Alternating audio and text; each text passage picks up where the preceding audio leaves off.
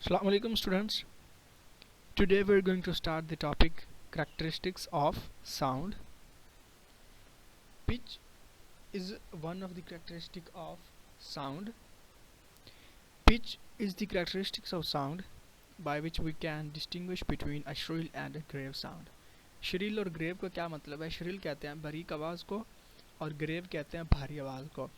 जिस तरह हम ये कहते हैं कि लेडीज़ होती हैं, उनकी जो आवाज़ होती है, उनकी जो साउंड है वो श्रील होती है, बारीक आवाज़ होती है उनकी। और उसके बरक्स जो है ग्रेव साउंड होती है जेंट्स की। तो ये जो श्रील और ग्रेव में हमें डिफरेंस पता चलता है कि हम आवाज़ अगर मोबाइल पे हम बात कर रहे हैं तो हमें फ़ौरी पता चल जाता है कि ये कोई लेडी बात कर रही है या कोई एक आदमी बात कर रहा है। तो वो होता है पिच। ठीक है, पिच की वजह से हमें जो है इनका पता चल जाता है कि ये श्रील है या ग्रेव साउंड है जी। और ये जो करैक्टरिस्टिक है पिच, ये डिपेंड करती है फ्रीक्वेंसी पे। ठीक है, फ्रीक्वेंसी पे ये बेसिकली डिपेंड कर रही होती है जी। स्टूडेंट्स, तो ये ग्राफ देखें, सपोज करें कि यहाँ से लेके ये पॉइंट से लेके इस पॉइंट तक। ठीक है, जो वेव ट्रैवल कर रही हैं उनको टाइम लग रहा है 1 सेकंड। तो ये देखें, इस ऊपर वाले ग्राफ में 1 सेकंड में हम कहते हैं सपोज ये चलो 3 वेव्स ही हैं, 1 2 और 3 कर लेते हैं। अब नीचे देखें, नीचे भी यहाँ पॉइंट्स लेके यहाँ तक हम कहते हैं 1 ही सेकंड लग रहा है। तो वेव्स देखें 1 2 3 4 5। तो ऊपर वेव्स कम है, नीचे वेव्स ज़्यादा। तो हम डेफिनेशन फ्रीक्वेंसी क्या होती है? नंबर ऑफ वेव्स पर सेकंड। ऊपर नंबर ऑफ वेव्स 3 है, नीचे नंबर ऑफ वेव्स 5 हैं।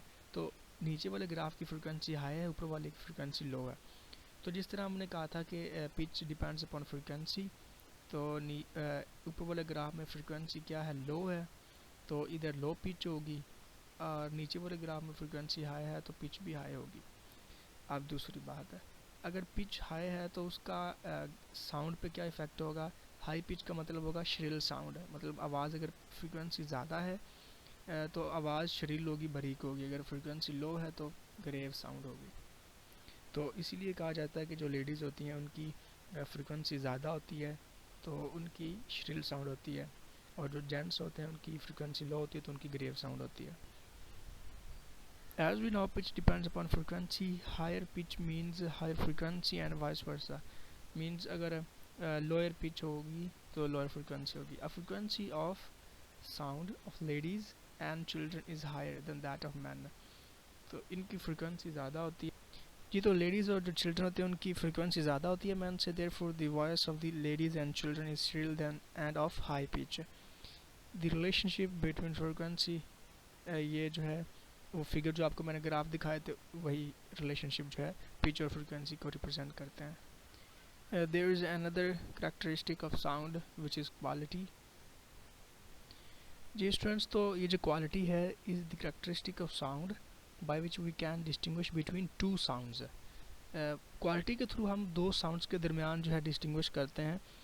और वो जो दो साउंड्स होती हैं उनकी क्या होती है? Of same loudness and pitch. और वो दोनों साउंड्स की लाउडनेस भी एक जैसी होती है और पिच भी एक जैसी होती है, सेम पिच और लाउडनेस होती है। सपोज अब ये करें कि दो लेडीज़ हैं, वो किसी रूम के अंदर बोल रही हैं और उनकी आवाज़ भी, लाउडनेस भी उनकी एक जैसी है, मतलब उनकी एक जैसी ऊंची आवाज़ है।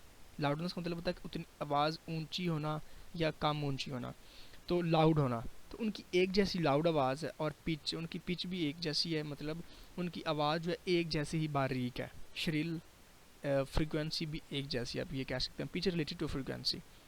तो आपको फिर भी पता चला, हालांकि उनकी आवाज़ भी लाउड एक जैसी है, फिर उनकी पिच भी एक जैसी है, तो आपको फिर भी पता चल जाएगा कि ये इस औरत की आवाज़ है, ये उसकी आवाज़ है, मतलब आपकी अजीज़ हैं, तो आपको फिर भी पता चल जाता है। तो वो किस पे पता चलता है? किस क्वालिटी, किस प्रॉपर्टी के थ्रू पता चलता है? वो होती है क्वालिटी। उनकी आवाज़ की जो क्वालिटी होती है वो डिफरेंट होती है। उनका बोलने का स्टाइल डिफरेंट हो सकता है, हालांकि उनकी लाउडनेस और पिच सेम है, लेकिन दोनों का जो बोलने का स्टाइल है वो डिफरेंट हो सकता है। तो ये करैक्टरिस्टिक हम कहते हैं क्वालिटी। जिस तरह देखिए उन्होंने यहाँ पे एग्जांपल दी, while standing outside a room we can distinguish between the notes of piano and flute by being played inside the room. Room के अंदर पियानो और फ्लूट बजाई जा रही है। ठीक है, this is due to the difference in the quality of these notes. तो आपको पता चल जाएगा कि ये पियानो की आवाज़ आ रही है और ये फ्लूट की आवाज़ आ रही है, क्योंकि उनकी दोनों की क्वालिटी जो है वो डिफरेंट होती है। अब हम बात करते हैं कि जो ये क्वालिटी है जिस तरह पिच फ्रीक्वेंसी पे डिपेंड करती है, तो क्वालिटी जो है वो किस पे डिपेंड करती है। जी स्टूडेंट्स, तो ये देखें, ये ट्यूनिंग फॉर्क का वेव फॉर्म है, ये फ्लूट की और ये क्लैरिनेट की। तो जिस तरह आवाज़ प्रोड्यूस होती है ट्यूनिंग फॉर्क की, उसका ग्राफ इस तरह स्मूथ होता है। फ्लूट की जो आवाज़ प्रोड्यूस होती है बाय फ्लूट, जिस फ्लूट की जो आवाज़ का ग्राफ बनेगा वो इस तरह का वेव फॉर्म बनेगा, और ये क्लैरिनेट का वेव फॉर्म इस तरह किया। तो देखें, दोनों की जो वेव फॉर्म है, तीनों ट्यूनिंग जो इंस्ट्रूमेंट्स हैं उनकी डिफरेंट है, ठीक है। The waveform of the sound produced by the tuning fork, flute and clarinet is shown in the graph figure 11.9. The loudness and pitch of these three sounds are same. अब देखें, ये जो flute था और tuning fork है और clarinet है, उनकी लाउडनेस और पिच जो है वो सेम होगी, but their wave forms are different.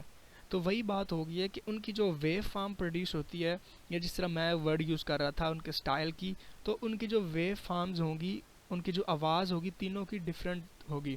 तो वो वेव फॉर्म उनकी डिफरेंट है, तो so there quality is different.